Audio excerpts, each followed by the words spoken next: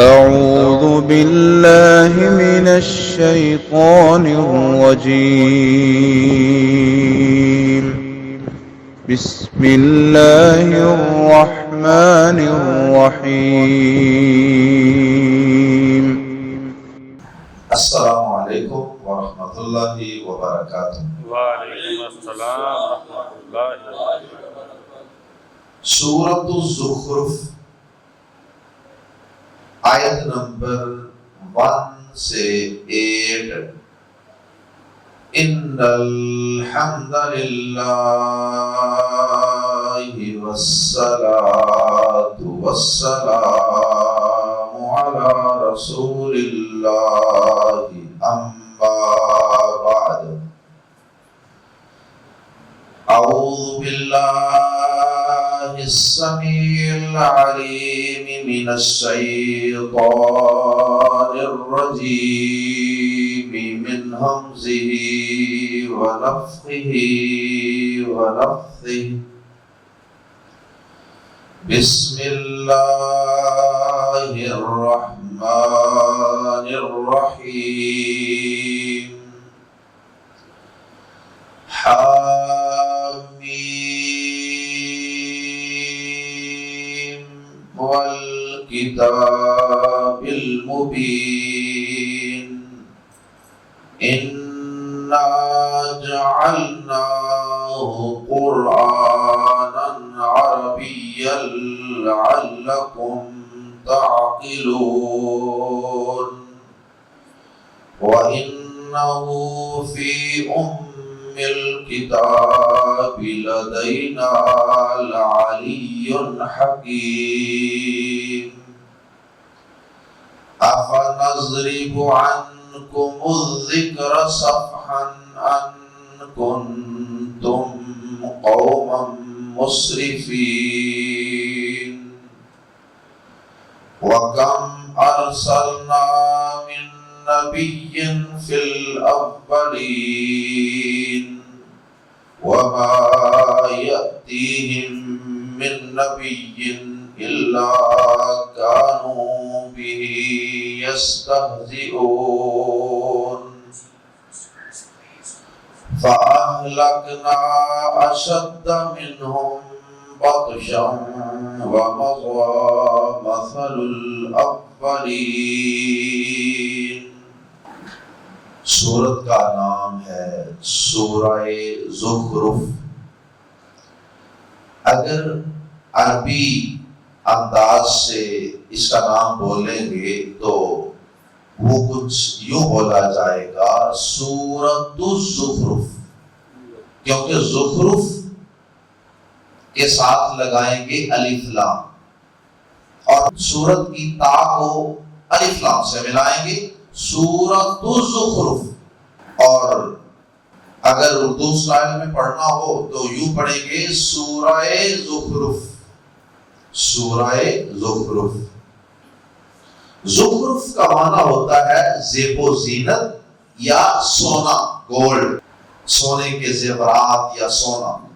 اس سورہ مبارکہ کا نام سورہ زخرف اس وجہ سے ہے کہ اس میں آگے چل کے ایک آیت مبارکہ آئے گی جس میں اللہ پاک یہ بات بیان فرمائیں گے کہ اگر ہمیں اس بات کا خدشہ نہ ہوتا کہ سب لوگ ہی کافر ہو جائیں گے، دنیا کے مال و متاع کے فتنے میں مبتلا ہو جائیں گے، تو ہم تو ان کافروں کے گھروں کی چھتوں کو، ان کے گھروں کی سیڑھیوں کو، ان کے گھروں کے دروازوں کو، ان کے گھروں کے صوفوں اور ان کے بیڈ اور تخت، ہر چیز کو سونے اور چاندی کا بنا دیتے۔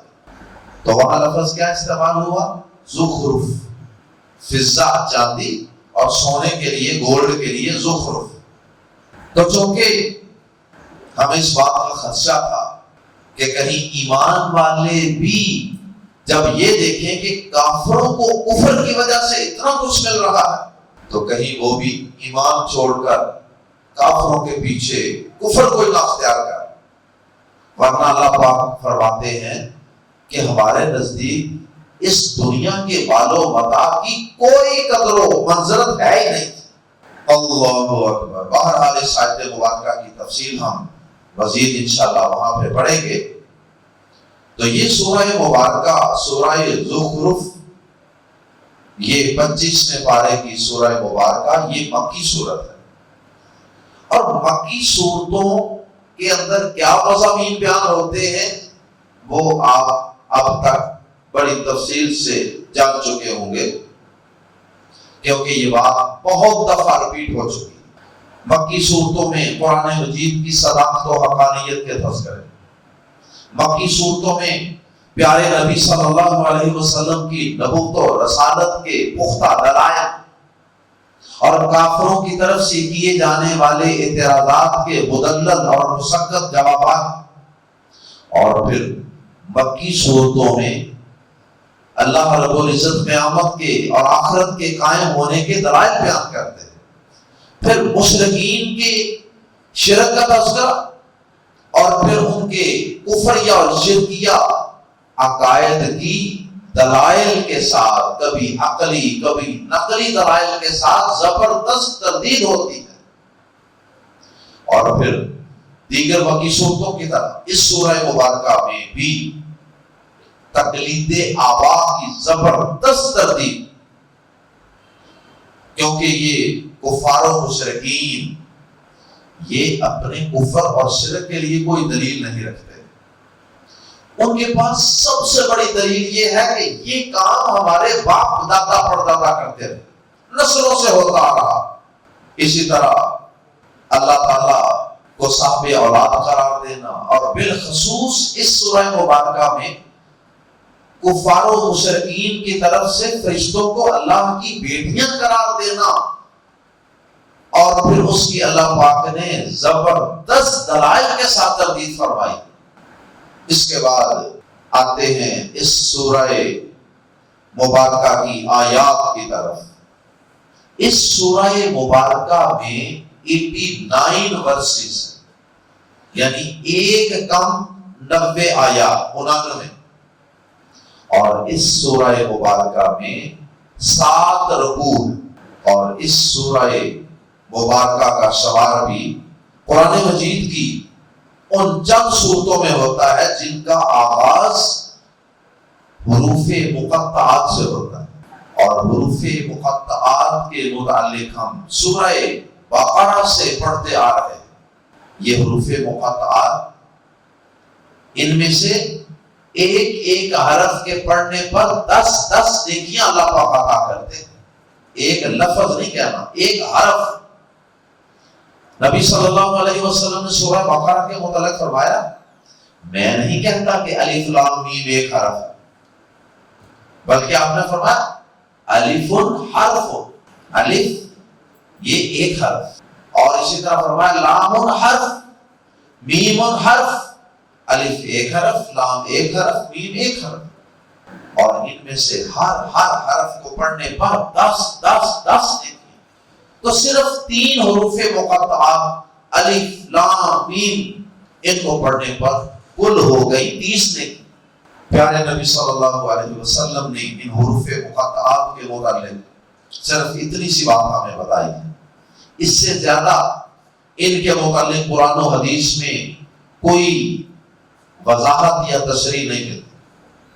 لیکن اہل علم نے قرآن مجید کی ان آیات اور صورتوں پہ غور کیا جن کے آغاز میں حروف مقطعات آتے ہیں، تو اہل علم پہ ایک بہت بڑا راز کھلا، اور وہ راز یہ کھلا کہ جن صورتوں کے آغاز میں حروف مقطعات کو استعمال کیا گیا ہے، کہیں الف لام میم، کہیں یا سین، کہیں طہ، کہیں ہا میم، تو ان حروف مقطعات کے بعد جب غور کیا اہل علم نے تو ان پہ یہ راز منکشف ہوا کہ ان حروف مقطعات کے فوراً بعد قرآن مجید کا تذکرہ ہوتا ہے.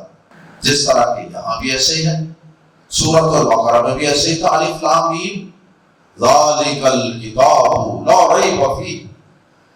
یہاں بھی اللہ پاک نے یہ انداز اختیار کی. تو یہاں سے اہل علم کو یہ بات سمجھ آئی، یہ ایک علمی نقطہ ہے جو اہل علم کو سمجھ آئی ہے کہ اللہ پاک نے یہ حروف مقطعات جو ہیں ان کو قرآن مجید کی صداقت و حقانیت سے پہلے بیان کیا ہے، گویا کہ یہ عربوں کو ایک قسم کا چیلنج کہ دیکھو یہ قرآن مجید جو ایک اللہ کی طرف سے نازل کردہ عظیم الشان اور سچی اور سچی کتاب ہے، اس کتاب کے جو حروف تہجی ہیں وہ کوئی نئے حروف تہجی، کوئی نئے الفابیٹس نہیں ہیں، اس کی زبان وہی ہے جو تم روزمرہ زندگی میں اپنی عربی زبان استعمال کرتے ہو، اس میں جو استعمال ہوئے ہیں حروف تہجی اور الفابیٹس وہی اس قرآن میں استعمال ہوئے، اور اس قرآن کی زبان کوئی نئی زبان نہیں ہے، اس قرآن کی گرامر کوئی نئی گرامر نہیں ہے، اس کے الفابیٹس حروف تہجی کوئی نئے حروف تہجی نہیں۔ تو پھر تمہارے اندر ہمت ہے تو ذرا اس قرآن جیسی انہی حروف تہجی کو استعمال کرتے ہوئے قرآن مجید جیسی کوئی کتاب بنا کر پیش کرو۔ تو بار بار اللہ پاک نے حروف تہجی میں سے کبھی ایک، کبھی دو، کبھی تین، کبھی چار حروف پیش کر دی، ان کو ابھارنے کے لیے، ان کو چیلنج پہ ابھارنے کے لیے، موٹیویٹ کرنے کے لیے، کرو قبول چیلنج۔ اللہ اکبر۔ بہرحال یہ ایک علمی نقطہ ہے، واللہ تعالی اعلم، حقیقت اللہ تعالیٰ بہتر جانتے ہیں۔ تو آیات زیر تفسیر جو پہلی 8 آیات ہم نے پڑھی ہیں، ان میں سے سب سے پہلی آیت مبارکہ وہ حروف مقطعات، 2 حروف استعمال ہوئے ہیں اس سورہ مبارکہ کے آغاز، اور اس کے بعد قرآن مجید کی شان و عظمت اور اس کی صداقت و حقانیت اور اس کو عربی زبان میں نازل کرنا، اور اس کو نازل کرنے کا مقصد غور و فکر، عقل سے کام لینا، سمجھ بوجھ سمجھنا، یہ ساری باتیں بیان کرنے سے پہلے اللہ پاک نے ایک قسم اٹھائی، اور وہ قسم بھی اللہ پاک نے اس قرآن ہی کی اٹھائی، اور اللہ پاک نے قسم اٹھائی ہے۔ قسم اٹھانے کے 2 بڑے مقصد عام طور پہ ہوتے ہیں۔ ایک مقصد تو یہ ہوتا ہے کہ کسی شخص کو یقین دلانے کے لیے قسم اٹھائی جاتی ہے، بات میں زور پیدا کرنے کا، اور ایک قسم کا مقصد ہوتا ہے، یہ بھی اگرچہ یقین دلانے ہی کا ایک انداز ہوتا ہے، قسم اٹھانے کا ایک انداز یا ایک مقصد یہ ہوتا ہے کہ جس مقصد کے لیے قسم اٹھائی جا رہی ہے اس کے ساتھ بڑا گہرا تعلق ہوتا ہے، یعنی قسم کا جواب قسم کے ساتھ بڑا گہرا تعلق ہوتا ہے۔ جواب قسم اس کو کہتے ہیں جس مقصد کے لیے قسم اٹھائی جاتی ہے، تو قسم کا جواب قسم سے بڑا گہرا تعلق ہوتا ہے۔ یہاں اللہ رب العالمین نے قسم اٹھائی ہے کتاب کی، اس کتاب قرآن مجید کی، اور اس قرآن مجید کے واضح ہونے کی، اور اس قرآن مجید کو کھول کھول کر بیان کرنے کی۔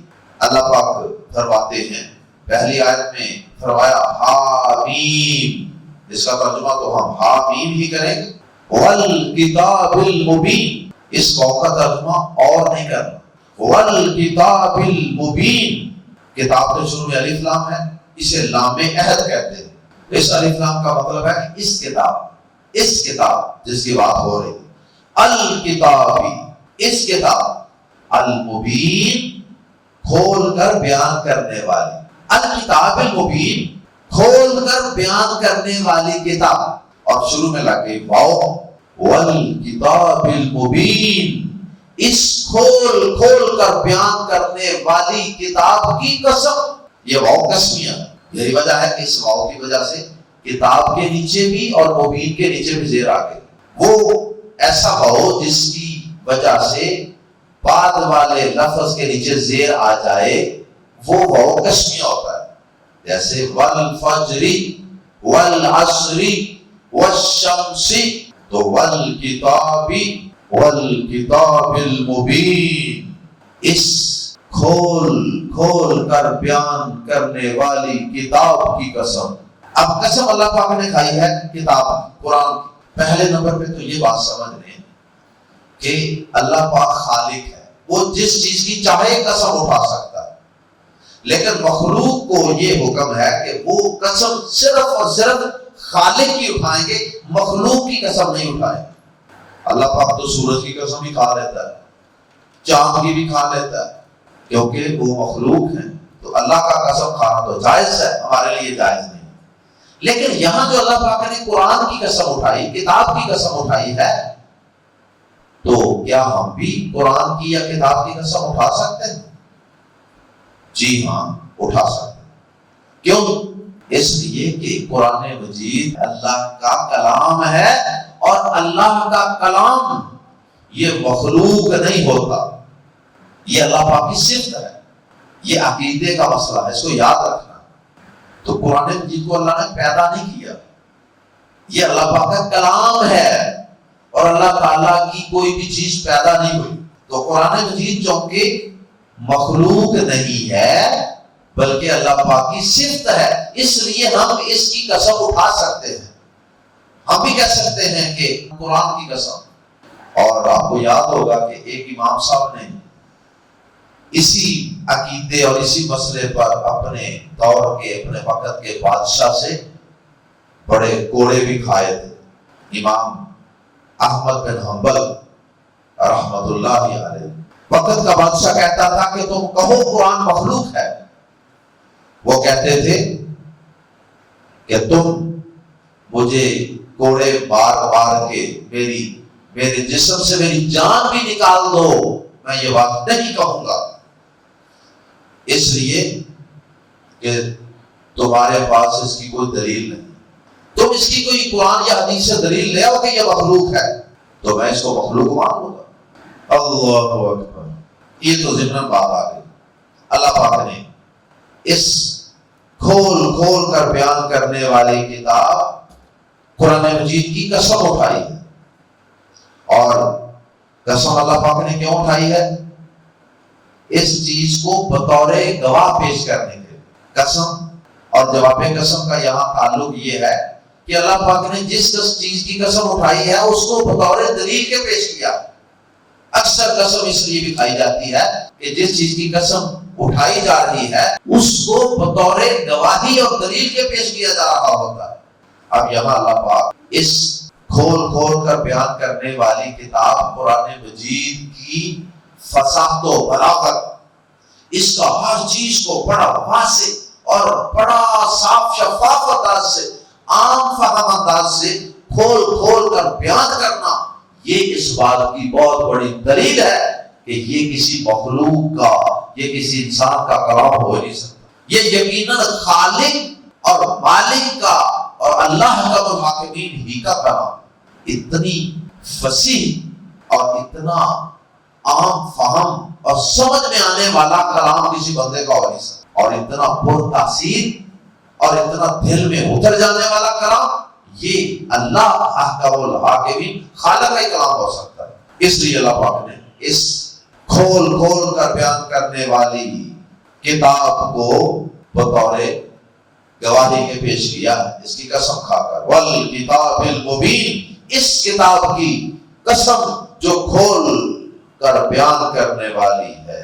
اب قسم کھا کے بات کیا بیان کی ہے؟ اب اللہ پاک تو اس قرآن مجید کی کھول کر بیان کرنے والی صفت کو بطور گواہی کے پیش کر رہے ہیں.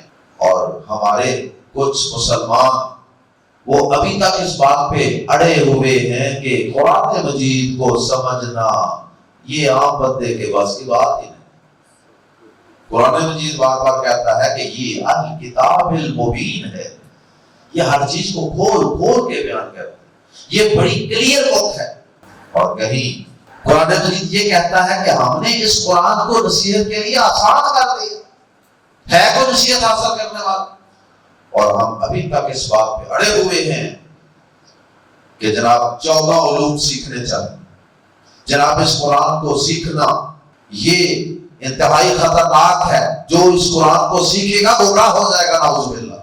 تو خیر اللہ پاک قسم کھاتے ہیں کھول کھول کر بیان کرنے والی اس کتاب کی. اور اس کے بعد اللہ پاک قسم کھا کر یہ بات بیان فرماتے ہیں کہ انا جعلنا، بے شک ہم ہی نے بنایا ہے اسے قرآنن عربین، عربی قرآن، ہم ہی نے اسے عربی قرآن بنا کر نازل کیا، کسی اور مخلوق نے نازل نہیں کیا، یا یہ کسی اور مخلوق کا کلام نہیں ہے، یہ ہم ہی ہیں جنہوں نے اس قرآن کو عربی قرآن بنا کر نازل کیا۔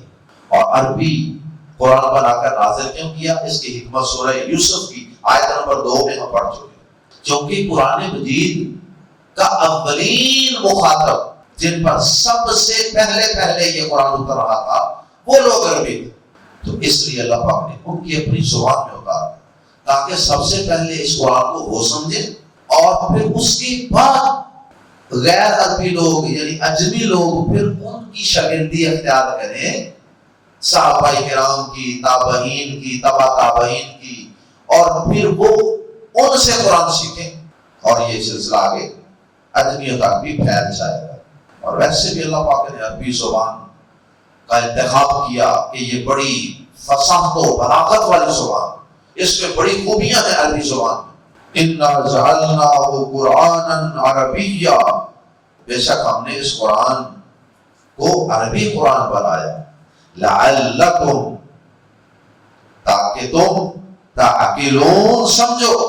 قرآن مجید کو نازل کرنے کا ایک مقصد بھی بیان کر دیا، قسم بھی کھائی اور اس کو ایک واضح کتاب بھی کہا، اور پھر یہ بھی بتا دیا کہ اس کا واضح ہونا، اس کا ہر طرح کے تضاد سے، پیچیدگی سے، کمپلیکیشن سے پاک ہونا ہی دلیل ہے کہ یہ قرآن اللہ نے نازل کیا ہے ہدایت کے لیے۔ پھر اس قرآن کے عربی ہونے کا تذکرہ، اور پھر اس بات کا تذکرہ کہ اسے ہم نے ہی نازل کیا ہے، کسی اور نے نہیں، اور پھر اس کے بعد اللہ پاک نے یہ بات بیان فرمائی کہ اس قرآن کو ہم نے صرف ثواب حاصل کرنے کی کتاب کے طور پہ نازل نہیں کیا کہ تم پڑھتے جاؤ پڑھتے جاؤ پڑھتے جاؤ اور ثواب کماتے جاؤ۔ ہاں یہ بھی اس کا ایک مقصد ہے، اس کی تلاوت کی جائے، اجر اور ثواب حاصل کیا جائے، لیکن اس کا بنیادی مقصد تو حصول ہدایت ہے۔ لعلکم، تاکہ تم تعقلون، سمجھو، عقل سے کام، اپنی سینس کو استعمال کرو۔ لعلکم تعقلون، تاکہ تم سمجھو۔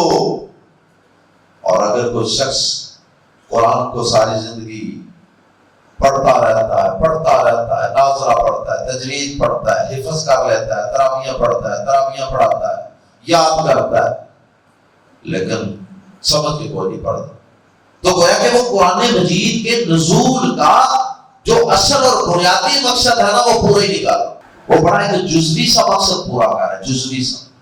وَإِنَّهُ، اور بے شک وہ یعنی قرآن، فی ام الکتاب، اصل کتاب میں ہے۔ ام ماں ہوتی ہے نا، ماں وہ اصل ہوتی ہے، آگے ساری اولاد اسی سے پیدا ہوتی ہے۔ ام القریٰ مکہ کو کہتے ہیں، ام القریٰ بستیوں کی ماں یا اصل بستی وہی تھی، باقی وہاں سے لوگ سائڈوں پہ جا کے آباد ہوئے، چھوٹی موٹی اور بستیاں بھی بعد وجود میں آ گئی۔ ام الکتاب، مدر آف دی بک۔ وَإِنَّهُ، اور بے شک وہ، فی ام الکتاب، اصل کتاب میں ہے، لدینا، ہمارے پاس۔ لدئی کا معنی ہوتا ہے پاس، جس طرح ہوتا ہے نا اندہ پاس، اندہو، اندہ کا، اندہ نا، اندی میرے پاس، اندہ کا تیرے پاس۔ اسی طرح لدئی کا معنی بھی پاس، قرب، لیکن اندہ کی نسبت یہ جو لدئی ہے نا اس میں زیادہ قرب پایا جاتا ہے، زیادہ قرب۔ تو لدئی کا تیرے پاس، لدئی ہو اس کے پاس، لدئی کے آخر میں ایک یا تو پہلے ہی آ رہی ہے نا، اور ایک اگر اپنی یا لگانی ہو، میرے پاس لدئی، اور آگے پھر یا، دو یا اکٹھی ہو گئی نا، لدیا۔ قرآن مجید میں لدیا بھی آتا ہے، لدیا میرے پاس۔ تو یہاں پہ ہے لدینا، ہمارے پاس. اللہ پاک اپنے لیے فرما رہے ہیں وَإِنَّهُ فِي أُمِّ الْكِتَابِ، اور بے شک وہ ہمارے پاس، اور یقیناً وہ اصل کتاب میں ہے ہمارے پاس. لَعَلِيٌّ، یقیناً بہت بلند. یہ کتاب قرآن مجید اصل کتاب میں ہے. اصل کتاب کون سی ہے؟ لوح محفوظ. لوح محفوظ جس میں کائنات کا کل علم اللہ نے محفوظ رکھا ہوا.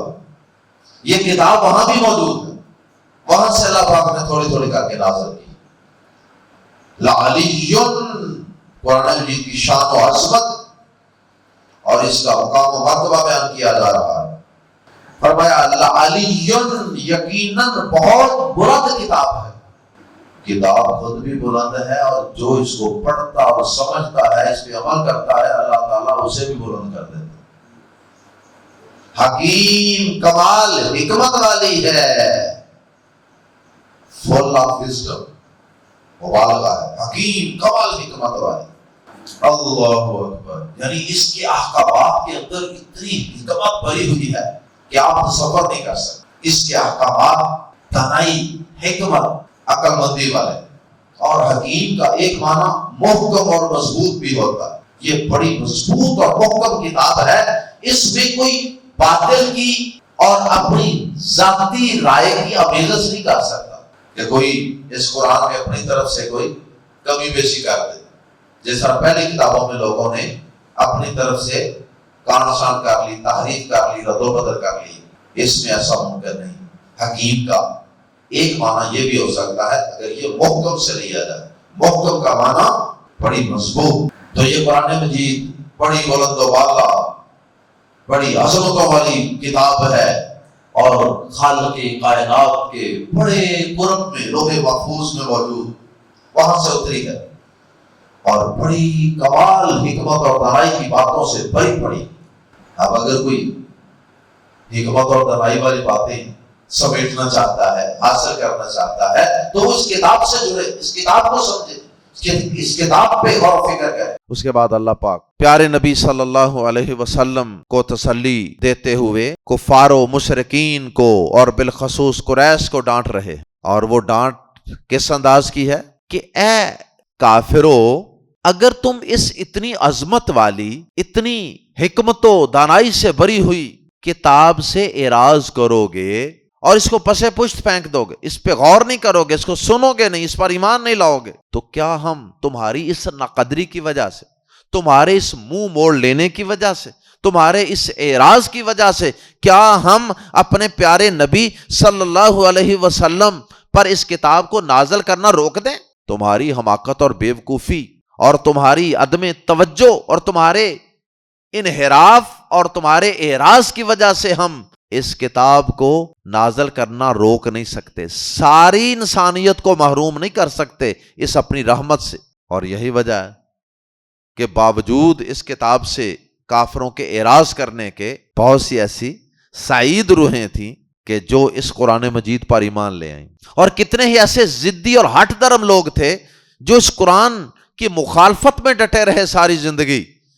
لیکن اللہ پاک نے پھر ان کی اگلی نسلوں کے اندر ایسے لوگ پیدا کر دیے جو اس قرآن پر ایمان لانے والے تھے. اگلی آیت میں اللہ پاک فرماتے ہیں آفا، تو کیا نضربو، نضربو، ضربہ یضربو کا عام معنی ہوتا ہے مارنا، ٹوچ مارنا، ضرب لگانا، اس کا معنی مثال بیان کرنا بھی ہوتا ہے. تو لیکن اس کے بعد اگر ان آ جائے نا، عین زبر نون، ان کی پریپوزیشن آ جائے، ان کا صلہ آ جائے، تو پھر اس کا معنی ہوتا ہے ہٹا لینا، پھر اس کا معنی اعراض کرنا، پھر جانا. اور آگے ایک لفظ آ رہا ہے صفحن، اس کا معنی بھی تقریباً یہی ہوتا ہے. صفحن کا معنی بھی اعراض کرنا. اللہ تعالیٰ فرماتے ہیں آفا، تو کیا نضربو عنکم، ہم ہٹا لیں، عنکم تم سے. نضربو کا معنی یہاں کیا کریں گے؟ ہٹا لیں. اور کس وجہ سے ہٹا لیں کر رہے ہیں؟ کیونکہ آگے ان آ رہا ہے. آفا، تو کیا نضربو، ہم ہٹا لیں، عنکم تم سے، الذکرہ، اس نصیحت کو، یعنی اس نصیحت کا نازل کرنا روک دیں. جیسے بعض اوقات کوئی استاد ناراض ہو کے کہتا نا جاؤ میں تو پڑھانا ہی نہیں، تو اس لائق ہی نہیں. اللہ تعالیٰ کی رحمت اس سے کہیں زیادہ، بہت زیادہ. وہ ایسا نہیں کرتا کہ کچھ بندوں کی حرکتوں سے یا ان کی نالائکی سے یا ان کے اعراض اور ان کے قرآن سے بدکنے کی وجہ سے اللہ تعالیٰ ساری انسانیت کو ہی محروم کر دیتا کتاب سے. نہیں. افا نضرب عنکم الذکر، تو کیا ہم ہٹا لیں تم سے الذکر، اس نصیحت کو. الذکر کے الف لام کی وجہ سے اس نصیحت یعنی قرآن جس کی بات چل رہی ہے. صفحن، پھر دوبارہ تاکید کے لیے اعراض کرتے ہوئے، یا اس کا ترجمہ یہ بھی ہو سکتا صفحن تمہارے اعراض کی وجہ سے. تو کیا ہم تم سے اس نصیحت کو ہٹا لیں صفحن تمہارے مسلسل اس انکار کی وجہ سے، تمہیں سمجھانا چھوڑ دیں، تم پر قرآن اتارنا چھوڑ دیں. ان، اس وجہ سے کہ کن تم ہو تم قومن، لوگ مسرفین، حد سے بڑے ہوئے. تمہارے اسراف کی وجہ سے، تمہارے افراط و تفریط کی وجہ سے کیا ہم تم سے اس نصیحت کو ہٹا لیں؟ ہم ایسا نہیں کریں گے، کیونکہ یہ ہماری رحمت کا تقاضا نہیں ہے، بلکہ ہم تو تم پر یہ قرآن اتار ہی اس وجہ سے رہے ہیں کہ تم اسراف کرنے والے ہو، تم ضد کرنے والے ہو، تم حق سے بدکنے والے ہو. تمہیں یہ باتیں سمجھانے کے لیے تو ہم نے قرآن اتارنا شروع کیا تھا.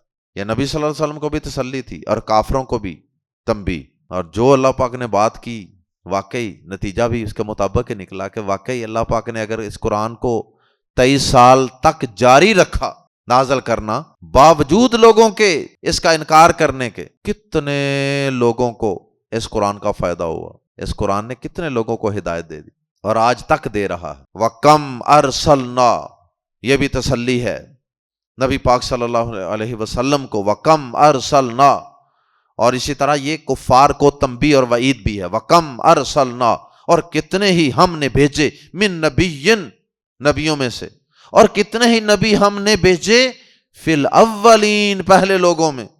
وَمَا يَأْتِيهِمْ، اور نہیں آتا تھا ان کے پاس، من نبیٍ، کوئی نبی، الا مگر کانوں، تھے وہ، بھی اس کا، یستہزئون، مذاق اڑاتے. پہلے بھی یہی ہوتا ہے، قوم عاد، سمود، شعیب، لوط. اس لیے نبی صلی اللہ علیہ وسلم اگر یہ آپ کا مذاق اڑا رہے ہیں تو یہ کون سی نئی بات ہے؟ آپ بھی حوصلہ رکھیں، ہمت کریں، برداشت کریں اور دعوت جاری رکھیں. فَأَهْلَكْنَا، تو ہم نے ہلاک کر دیا، اشد، زیادہ سخت، منہم، ان سے، بطشن، سخت پکڑ والوں کو. بطشن پکڑ، گرفت. تو ہم نے ہلاک کر دیا اشد منہم، جو ان سے زیادہ سخت تھے، بطشن، پکڑ میں. مطلب یہ ہے کہ جو لوگ گرفت میں، قوت میں، طاقت میں ان سے زیادہ گرفت کرنے والے تھے، جن کی پکڑ ان سے زیادہ مضبوط تھی، کہ کسی قوم پہ وہ چڑھائی کرنا چاہتے، کسی کو پکڑنا چاہتے، کسی سے بدلہ لینا چاہتے، کسی سے لڑنا چاہتے، تو وہ پکڑ میں ان سے زیادہ سخت تھے مکہ والوں سے، بڑی ڈاڈی قوم تھی.